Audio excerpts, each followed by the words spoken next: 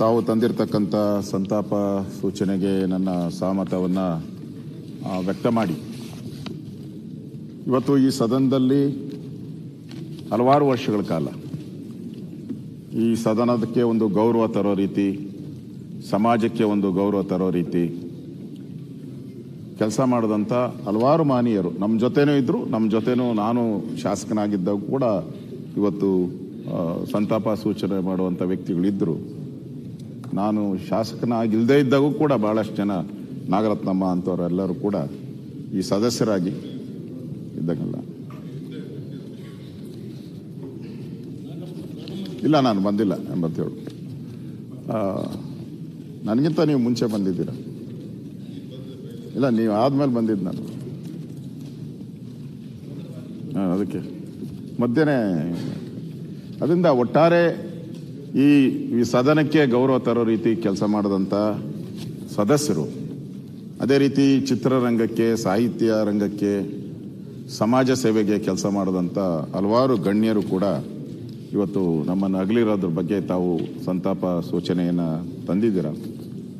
ಆ ವಿಷಯ ಅದಕ್ಕೆ ನನ್ನ ಸಹಮತ ವ್ಯಕ್ತ ಮಾಡಿ ಸನ್ಮಾನ್ಯ ದಿವಂಗತರಾಗಿರತಕ್ಕಂಥ ನಾಗಮ್ಮ ಕೇಶಮೂರ್ತಿಯವರು, ನಾವು ಸಣ್ಣ ಹುಡುಗರು ಅವಾಗ ಮಹಿಳೆಯರೆಲ್ಲ ಭಾಳ ಕಡಿಮೆ ರಾಜಕಾರಣಕ್ಕೆ ಬರ್ತಾ ಇದ್ದಿದ್ದು, ಭಾಳ ಕಡಿಮೆ, ಬೆರಳಿಕೆ ಅಷ್ಟು ಜನ ಬರ್ತಾ ಇದ್ರು. ಆ ಕಾಲದಲ್ಲಿ ನಾವು ಪತ್ರಿಕೆಯಲ್ಲಿ ಓದ್ತಾ ಇದ್ದಿದ್ದು ಇವರ ಹೆಸರೇ, ಡೆಪ್ಟಿ ಸ್ಪೀಕರ್ ಆಗಿ, ಸಚಿವರಾಗಿ. ನಾನು ನೋಡಿದೆ, ನಮ್ಮ ಬೆಂಗಳೂರಲ್ಲೂ ಕೂಡ ಕೆಲವು ಶಾಲೆಗಳಲ್ಲಿ ಇವರ ಹೆಸರುಗಳನ್ನು ನಾನು ನೋಡಿದ್ದೀನಿ. ಮೊನ್ನೆ ನಾನು ಕೆಂಗೇರಿಯಲ್ಲಿ ಬರಬೇಕಾದ್ರೆ ಇವರ ಹೆಸರನ್ನು ಕೂಡ ನಾನು ನೋಡಿದ್ದೀನಿ. ಅಂದರೆ ಈ ಸಮಾಜಕ್ಕೆ ಆ ಕಾಲದಲ್ಲೇ ಮಹಿಳೆಯಾಗಿ ಈ ಸಮಾಜದಲ್ಲಿ ಮಹಿಳೆಯರಿಗೆ ಒಂದು ದಾರಿದೀಪವಾಗಿ ಈ ರಾಜಕೀಯ ರಂಗಕ್ಕೆ ನಾವು ಕೂಡ ಬಂದು ಸೇವೆ ಸಲ್ಲಿಸಬೇಕು ಅನ್ನೋ ಒಂದು ಉದ್ದೇಶವನ್ನು ಕೊಟ್ಟಂಥವರು. ಅವರು ಕರ್ನಾಟಕ ರಾಜ್ಯೋತ್ಸವ ಪ್ರಶಸ್ತಿ, ಈ ಥರದ್ದೆಲ್ಲ ಪ್ರಶಸ್ತಿಗಳನ್ನು ಭಾಜರಾಗಿದ್ದಾರೆ. ಅವರು ಇವತ್ತು ನಿಧನ ಹೊಂದಿದ್ದಾರೆ. ಅವರ ಕುಟುಂಬಕ್ಕೆ, ಅವರ ಅಭಿಮಾನಿಗಳಿಗೆ ಈ ಸಂತಾಪ ಸೂಚನೆಯನ್ನು ನಾನು ಕೂಡ ನಿಮ್ಮ ಜೊತೆ ಭಾಗಿಯಾಗಿದ್ದೆ. ಶ್ರೀನಿವಾಸ್ ಪ್ರಸಾದ್ ಅವರು ನಮಗೆಲ್ಲ ಪರಿಚಯ. ನಾನು ಕೂಡ ಅವರ ಇದ್ದಾಗ ಅಸೆಂಬ್ಲಿಯಲ್ಲಿದ್ದೆ. ಅವರು ರೆವಿನ್ಯೂ ಮಿನಿಸ್ಟರ್ ಆಗಿದ್ದಾಗ ಕೂಡ ನಾನಿದ್ದೆ. ಮತ್ತು ನಾನು ರೆವಿನ್ಯೂ ಮಿನಿಸ್ಟರ್ ಆಗಿದ್ದಾಗ ಕೂಡ ಅವರು ಲೋಕಸಭಾ ಸದಸ್ಯರಾಗಿ ನಮ್ಮ ಪಾರ್ಟಿಯಿಂದನೇ ಎಲೆಕ್ಟ್ ಆಗಿದ್ದರು. ಆ ಸಂದರ್ಭದಲ್ಲೂ ಅವರು ಭಾಳ ಬಾರಿ ನನ್ನ ಜೊತೆ ಫೋನ್ ಮಾಡಿ ಮಾತಾಡ್ತಾ ಇದ್ರು ರೆವಿನ್ಯೂ ಇಲಾಖೆಗಳ ಬಗ್ಗೆ, ಏನೇನು ಸುಧಾರಣೆಗಳನ್ನು ತರ್ಬೋದು, ಇದ್ರ ಬಗ್ಗೆನೂ ಕೂಡ ಭಾಳ ಚರ್ಚೆ ಮಾಡಿದರು. ಭಾಳ ಸುದೀರ್ಘವಾದಂಥ ರಾಜಕೀಯ ಜೀವನ ಅವ್ರದ್ದು. ಮತ್ತು ಎಲ್ಲ ಪಾರ್ಟಿಯಲ್ಲಿ ಇರ್ಬೋದು, ಅವರು JDS ಇರ್ಬೋದು, ಕಾಂಗ್ರೆಸ್ಸಲ್ಲಿರ್ಬೋದು, BJPಯಲ್ಲಿರ್ಬೋದು, ಯಾವುದೇ ಪಾರ್ಟಿಯಲ್ಲಿದ್ದರೂ ಕೂಡ ಅವರು ತನ್ನತನವನ್ನು ಎಂದೂ ಬಿಟ್ಕೊಟ್ಟಿಲ್ಲ. ಅವ್ರ ಮಾತುಗಳು, ಅವರ ನಡೆ ನುಡಿ ಕೂಡ ಎಲ್ಲನೂ ಕೂಡ ಯಾವತ್ತೂ ಕೂಡ ಆ ದಲಿತ ಧ್ವನಿಯಾಗಿ ಸಂತಾಪ ನಡೀತಾ ಇದೆ. ಸ್ವಲ್ಪ ದಲಿತರ ರಾಮಲಿಂಗಾರೆಡ್ಡಿ ಸಂತಾಪ ನಡೀತಾ ಇದೆ. ತೀರಿದವರಿಗೆ ಗೌರವ ಕೊಡುವಂಥ ಕಾರ್ಯಕ್ರಮ. ಈಗಲಾದರೂ ನಾವೆಲ್ಲರೂ ಕೂಡ ಸದನ ಮೌನದಿಂದ ಇರಬೇಕು. ಇಲ್ಲ, ಈ ಸಂತಾಪಕ್ಕೆ ಒಂದು ಅರ್ಥವೇ ಬರುವುದಿಲ್ಲ. ಜನ ನಮ್ಮನ್ನೆಲ್ಲ ನೋಡ್ತಾ ಇದ್ದಾರೆ ಮಾಧ್ಯಮ, ಯಾವ ರೀತಿ ನಾವು ಸಂತಾಪ ಕೊಡ್ತೇವೆ ಅಂತ ಹೇಳಿ. ಸೈಲೆಂಟ್ ಆಗಿರ್ಬೇಕಂತ. ರಾಜೇಂದ್ರ ಪಾಟೀಲ್, GT ಪಾಟೀಲ್ ಕೂತ್ಕೊಳ್ಳಿ. ಮಂತ್ರಿಗಳನ್ನೆಲ್ಲ ಆಮೇಲೆ ಭೇಟಿ ಮಾಡೋಕ್ಕೆ ಸೈನ್ ಹಾಕ್ಸಕ್ಕೆ ಹೇಳ್ಬಿಡಿ. ಅದೇ ಮಂತ್ರಿಗಳ ಹತ್ರನೇ ಬಂದು ಸೈನ್ ಕೂತ್ಕೊಳೋದು ಫಸ್ಟ್. ಆ ದೃಷ್ಟಿಯಿಂದ ಸುಧಾಕರ್, ಅಜಯ್ ಸಿಂಗ್ ಕೂತ್ಕೊಳ್ಳಿ. ಸಂತಾಪ ಸೂಚಕ ನಡೀತಾ ಇದೆ. ಶ್ರೀನಿವಾಸ್ ಪ್ರಸಾದ್ ಅವರು ಈ ತುಳಿತಕ್ಕೆ ಒಳಗಾದಂಥ ಸಮುದಾಯದ ಪರವಾಗಿ ನಿರಂತರವಾಗಿ ಯಾವುದೇ ಪಕ್ಷದಲ್ಲಿದ್ದರೂ ಕೂಡ ಕೆಲಸ ಮಾಡಿದ್ದಾರೆ. ಅಟಲ್ ಬಿಹಾರಿ ವಾಜಪೇಯಿ ಅವರು ಪ್ರಧಾನಮಂತ್ರಿಗಳಾಗಿದ್ದಾಗ ಆ ಒಂದು ಕ್ಯಾಬಿನೆಟ್ಟಲ್ಲೂ ಕೂಡ ಅವರು ಕೂಡ ಸಚಿವರಾಗಿ ಕೆಲಸ ಮಾಡಿದ್ದಾರೆ. ದೇಶದ ಒಂದು ದೃಷ್ಟಿಯಿಂದನೂ ಕೆಲಸ ಮಾಡಿದ್ದಾರೆ, ರಾಜ್ಯದ ದೃಷ್ಟಿಯಿಂದನೂ ಕೆಲಸ ಮಾಡಿದ್ದಾರೆ. ರೆವಿನ್ಯೂ ಮಿನಿಸ್ಟರ್ ಆಗಿನೂ ಕೂಡ ನಮ್ಮ ಜೊತೆ ಕೆಲಸ ಮಾಡಿರುವಂಥದ್ದು. ಮುಖ್ಯಮಂತ್ರಿಗಳು ಹೇಳ್ದಂಗೆ ಅವರಿಗೆ ಭಾಳ ಒಡನಾಡಿನೂ ಇದ್ದರು, ವಿರೋಧನೂ ಇದ್ದರು, ಒಡನಾಡಿನೂ ಇತ್ತು, ಎಲ್ಲನೂ ಇದ್ದರು. ರಾಜಕೀಯವಾಗಿ ಭಾಳ ಭಿನ್ನಾಭಿಪ್ರಾಯಗಳು ಇದ್ದರೂ ಕೂಡ ಅವರ ನೇರ ನುಡಿಗಳನ್ನು ಯಾರು ಮಾತಾಡೋ ಪ್ರಶ್ನೆನೇ ಇಲ್ಲ. ಕೊನೆಯಲ್ಲಿ ಅವರು ನಮ್ಮ BJPಯ ಒಬ್ಬ ಸಂಸದರಾಗಿ ಕೆಲಸ ಮಾಡಿದ್ದಾರೆ. ಕೊನೆಗೆ ಅವರು ಇನ್ನೊಂದು 3-4 ತಿಂಗಳಿದ್ದಂಗೆ ಅವರು ರಾಜಕೀಯ ನಿವೃತ್ತಿಯನ್ನು ಘೋಷಣೆ ಮಾಡಿದ್ರು. ಅದೇ ರೀತಿ ಅವರು ನಡ್ಕೊಂಡ್ರು. ಇಡೀ ಆ ಒಂದು ಸಮುದಾಯ ಇಡೀ ಕರ್ನಾಟಕದ ಎಲ್ಲ ಅಂತ ಹೇಳಿ ಇಡೀ ಎಲ್ಲ ಕರ್ನಾಟಕದ ಕೂಡ ಶ್ರೀನಿವಾಸ್ ಪ್ರಸಾದ್ ಅವ್ರನ್ನ ಯಾವತ್ತೂ ಮರೆಯೋಕ್ಕೆ ಸಾಧ್ಯನೇ ಇಲ್ಲ. ಆ ರೀತಿಯ ಒಂದು ಜೀವನವನ್ನು ಅವರು ನಡೆಸಿದರೆ, ನಮಗೆಲ್ಲ ಮಾರ್ಗದರ್ಶಕರಾಗಿದ್ದಾರೆ. ಅವರು ನಿಧನ ಹೊಂದಿದ್ದಾರೆ. ನಾನು ಕೂಡ ತಮ್ಮ ಪರವಾಗಿ ಸಂತಾಪವನ್ನು ಸೂಚನೆ ಮಾಡ್ತಾ ಇದ್ದೀನಿ. ಮೂಡಲಗಿರಿ ಅಪ್ಪನವರು ನಮ್ಮ ತುಮಕೂರು ಜಿಲ್ಲೆಯಲ್ಲಿ MLA ಆಗಿ ನಮಗೇನು ಗೊತ್ತಿರಲಿಲ್ಲ, MP ಆಗಿ ಭಾಳ ರಾಜಕೀಯದಲ್ಲಿ ಒಂದು ದೊಡ್ಡ ಹೆಸರಿತ್ತು ಅವರು. ಆವತ್ತಿನ ಕಾಂಗ್ರೆಸ್ ಪಾರ್ಟಿಯಲ್ಲಿ ಇವತ್ತಿನ ಥರ ಸನ್ನಿವೇಶ ಇಲ್ಲ. ಮೊದಲು ಇವತ್ತು MLAಗಳಿಗೆ ಸ್ವಲ್ಪ ಜಾಸ್ತಿ ಗೌರವ. ಹಿಂದೆ ನೀವು ನೋಡಿ, ಕಳೆದ 30 ವರ್ಷದಿಂದ MP ಗಳಿಗೆ ಭಾಳ ಗೌರವ ಇತ್ತು. MP ಗಳೇ MLAಗಳನ್ನ ತೀರ್ಮಾನ ಮಾಡ್ತಾ ಇದ್ರು. ಅವ್ರ ಕಾನ್ಸ್ಟಿಟ್ಯೂನ್ಸಿಯಲ್ಲಿ, ಅವ್ರು ಬರೋವಂಥ ಕಾನ್ಸ್ಟಿಟ್ಯೂನ್ಸಿಯಲ್ಲಿ ಪರಮೇಶ್ವರ್ ಅವ್ರು ಗೊತ್ತು, MP ಹೇಳಿದವ್ರಿಗೆ ಟಿಕೆಟ್. ಅವತ್ತು ಕಾಂಗ್ರೆಸ್ ಪಾರ್ಟಿ ಡೆಲ್ಲಿಯಲ್ಲಿ MP ಗಳು ಡೆಲ್ಲಿಗೆ ಇಲ್ಲಿಂದ ಫ್ಲೈಟ್ ಹಾಕಿ ಅಲ್ಲಿಂದ ವಾಪಸ್ ಬರ್ತಾರೆ ಅಂದ್ರೆ MLAಗಳೆಲ್ಲ ಅವ್ರ ಹಿಂದೆ ಹೋಗಿ ನಿಂತ್ಕೊಂಡವ್ರು. ಶಿವಕುಮಾರ್ ಅವ್ರಿಗೂ ಗೊತ್ತು, ಅವರ MP ಇದ್ರು, ನಮ್ಮ MP ಆಗಿದ್ರು ಅವರು. ಅವಾಗ MP ಗಳಿಗೆ ಒಂದು ಗೌರವ ಇತ್ತು. ಆ ಸಂದರ್ಭದಲ್ಲಿ ಮೂಡಲಗಿರಿಯಪ್ಪನವ್ರ ಹೆಸರು ಕಾಂಗ್ರೆಸ್ ಪಾರ್ಟಿಯಲ್ಲಿ ಬಹಳ ಪ್ರಮುಖವಾಗಿ, ವಿಶೇಷವಾಗಿ ತುಮಕೂರು ಜಿಲ್ಲೆಗೆ ಸಂಬಂಧಪಟ್ಟಂತೆ ನಾನು ಕೂಡ ಆ ಸಂದರ್ಭದಲ್ಲಿ ಪತ್ರಿಕೆಗಳಲ್ಲೆಲ್ಲ ನೋಡಿದ್ದೀನಿ. ಅವರು ಇವತ್ತು ನಮ್ಮ ಮಧ್ಯೆ ಇಲ್ಲ. ನಾನು ಸಂತಾಪ ಸೂಚನೆ ಮಾಡ್ತಾ ಇದ್ದೀನಿ. ಕೇಶವಮೂರ್ತಿಯವರು ನಮ್ಮ ಪಕ್ಕದ ತಾಲೂಕಿನವರು, ಬೆಂಗಳೂರು ಆನೇಕಲ್ಲವರು. ಹಲವಾರು ಬಾರಿ ಭೇಟಿ ಮಾಡಿದ್ದೀನಿ, ಮಾತಾಡಿದ್ದೀನಿ. ಭಾಳ ಕಡಿಮೆ ಅವಧಿಯಲ್ಲಿ ಅವರು ಶಾಸಕರಾಗಿ ಕೆಲಸ ಮಾಡಿದ್ದಾರೆ. ಇವತ್ತು ನಮ್ಮ ಮಧ್ಯೆ ಇಲ್ಲ. ಅವ್ರಿಗೂ ನಾನು ಸಂತಾಪವನ್ನು ಹೇಳ್ತಾ ಇದ್ದೀನಿ. ಇನ್ನು ವಸಂತ ಬಂಗೇರ ಅವರು BJP 2 ಸ್ಥಾನ ಇದ್ದಾಗ ಕೂಡ ಅವರು ನಮ್ಮ ಯಡಿಯೂರಪ್ಪನವ್ರ ಜೊತೆ ಸದಸ್ಯರಾಗಿದ್ದರು. ಆಮೇಲೆ ನಮ್ಮ ಪಾರ್ಟಿ ಬಿಟ್ಟೋದ್ರು. ಭಾಳ ಸುದೀರ್ಘವಾದಂಥ ರಾಜಕಾರಣದಲ್ಲಿ ಬಂದಂಥವರು ಬಂಗೇರ ಅವರು. ಅವರು 8, 10, 13, 14 ಮತ್ತು 7 ವಿಧಾನಸಭೆ ಪ್ರವೇಶ ಮಾಡಿ ಸಮಾಜಮುಖಿಯಾಗಿ ಕೆಲಸ ಮಾಡಿದ್ದಾರೆ. ಅದೇ ರೀತಿ ಡಾಕ್ಟರ್ ಬಸವನಗೌಡ, ಪಾಟೀಲ್ ಬಸವನಗೌಡ, ಗುರುಗನಗೌಡ ಅವರು ಕೂಡ 1983ರಲ್ಲಿ 7ನೇ ವಿಧಾನಸಭಾ ಸದಸ್ಯರಾಗಿ ಆಯ್ಕೆಗೊಂಡು ಕೆಲಸ ಮಾಡಿದ್ದಾರೆ.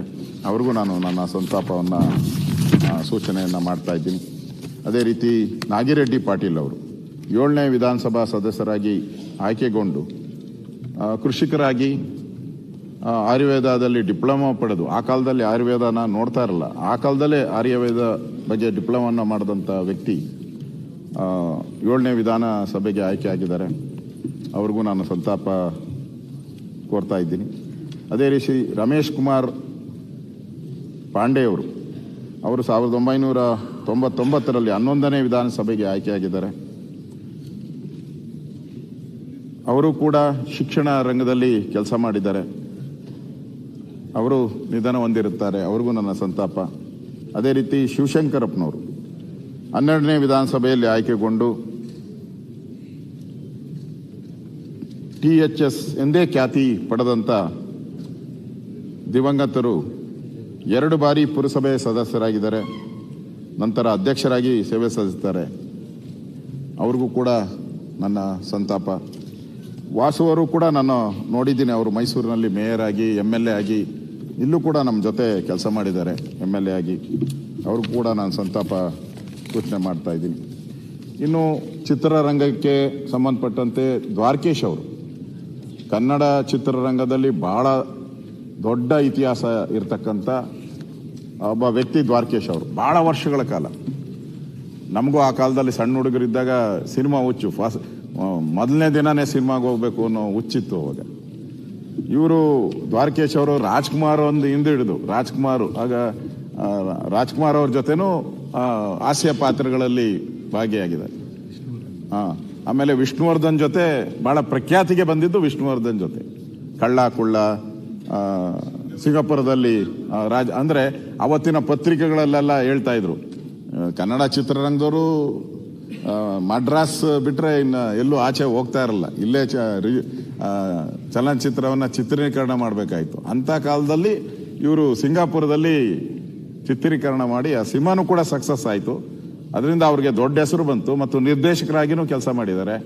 ನಿರ್ಮಾಪಕರಾಗಿ ಕೆಲಸ ಮಾಡಿದ್ದಾರೆ, ಕಲಾವಿದರಾಗಿ ಕೆಲಸ ಮಾಡಿದ್ದಾರೆ.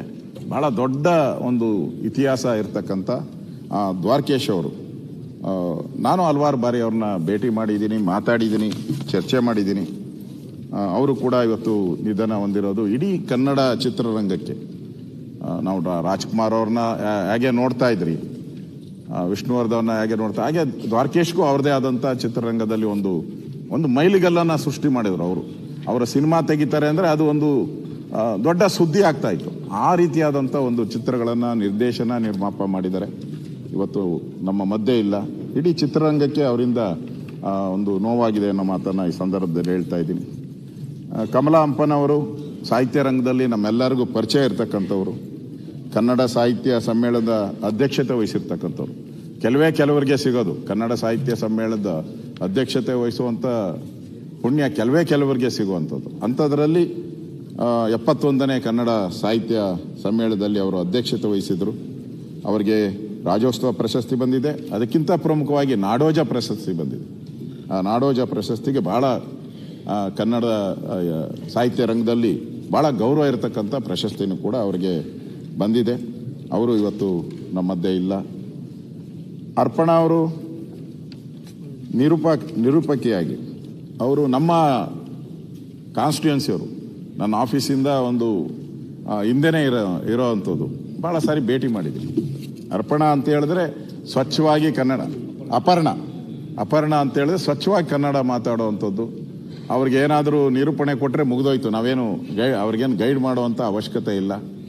ಆ ರೀತಿಯಾದಂಥ ಒಂದು ವ್ಯಕ್ತಿತ್ವ. ಮೊನ್ನೆ ನಾನು ಕೂಡ ಅವ್ರಿಗೆ ಕ್ಯಾನ್ಸರ್ ಇದೆ ಅಂತ ನಮ್ಗೆ ಗೊತ್ತೇ ಆಗಲಿಲ್ಲ.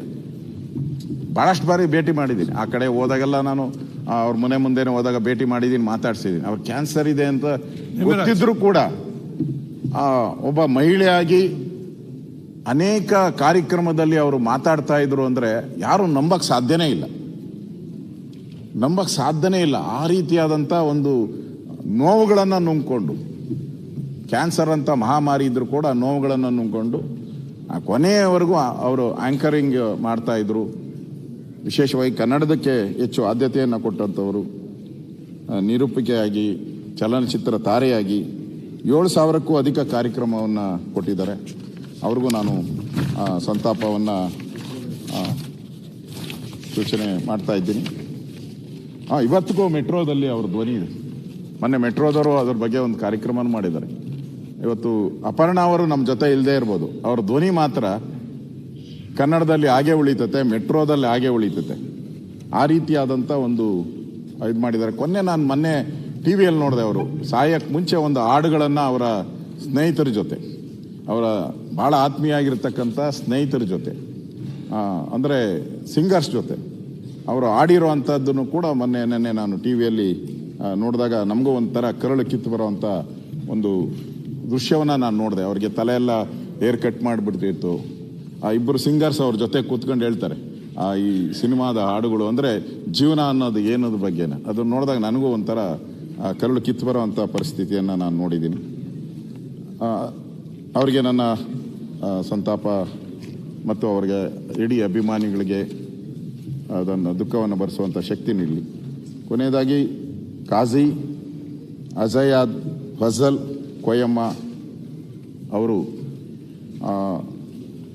ಸರ್ವಧರ್ಮ ಸೌಹಾರ್ದತೆಯ ಪ್ರಬಲ ಪ್ರತಿಪಾದಕರಾಗಿ ಜಾತಿ ಮತ ಭೇದವಿಲ್ಲದೆ ಸರ್ವರನ್ನು ಸಮಾನತೆಯಿಂದ ಕಾಣುತ್ತಿದ್ದ, ಕೋಮು ಸಾಮರಸ್ಯಕ್ಕಾಗಿ ಸದಾಕಾಲ ದುಡಿದಿದ್ದು, ಉಗ್ರವಾದ ಮತ್ತು ಸಮಾಜದ ಕಂಟಕ ಶಕ್ತಿಗಳ ವಿರುದ್ಧ ಹೋರಾಡುತ್ತಿದ್ದ ಅವರ ಸರಳ ಜೀವನ ಮತ್ತು ಸಮಾಜ ಸೇವೆ ಜನರಾಗಿದ್ದರು ಅನ್ನೋದು ಕೂಡ ನಾವು ಇವತ್ತು ನೆನಪನ್ನು ನಾವು ಮಾಡ್ಕೊಬೇಕಾಗಿದೆ. ಅವ್ರಿಗೂ ಕೂಡ ಅವರು ಶಿಕ್ಷಣ ಕ್ಷೇತ್ರದಲ್ಲಿ ಮಾಡಿರ್ತಕ್ಕ ಸಾಧನೆ ಇವೆಲ್ಲವನ್ನು ಕೂಡ ಪರಿಗಣನೆ ಮಾಡಿ ಒಬ್ಬ ಸಮಾಜ ಸುಧಾಕರಾಗಿ ಯಾವುದೇ ಸಮುದಾಯ ಇದ್ರೂ ಕೂಡ, ಯಾವುದೇ ಧರ್ಮ ಇದ್ರೂ ಕೂಡ ಸಮಾಜಕ್ಕೆ ಒಳಿತು ಮಾಡುವಂಥವ್ರನ್ನ ಎಲ್ಲರೂ ಕೂಡ ನಾವು ನೆನಪು ಮಾಡ್ಕೊಬೇಕು.